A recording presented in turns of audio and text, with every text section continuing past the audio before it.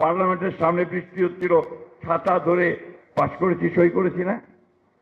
তো ওইখানে আমরা যে বিষয়গুলো সই করেছি সেখানে আমরা বলা হয়েছিল যে সব রাজনৈতিক দল যেগুলোতে একমত সেগুলো সব সই হয়ে গেল। আমাদের এই কথাগুলো বেমারও অনুভবে চলে গেছে, তারা আবার নতুন করে কিছু কিছু ওখানে নিয়ে এসছে।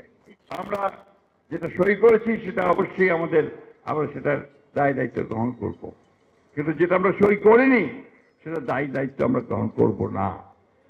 ছাত্র গণ অভ্যুত্থানের পরে আমরা সভা করে 4-5 দিনের মধ্যে সভাকে আমরা বলেছিলাম 3 মাসের মধ্যে আমরা নির্বাচন চাই। কেন বলেছিলাম?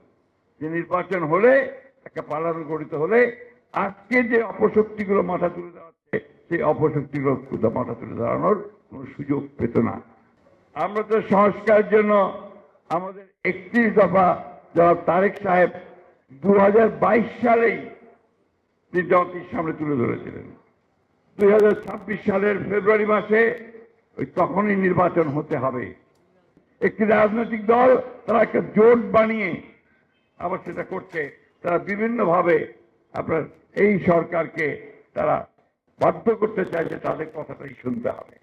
ভারত সরকারকে খুব পরিষ্কার করে আমরা বলতে চাই যে হাসিনাকে আপনারা বাংলাদেশের দিন এবং তার যেখানে বাংলাদেশের আইনি যে বিচারের মুখোমুখি থাকতে হবে সেই বিচারের মুখোমুখি করার ব্যবস্থা করে দিন।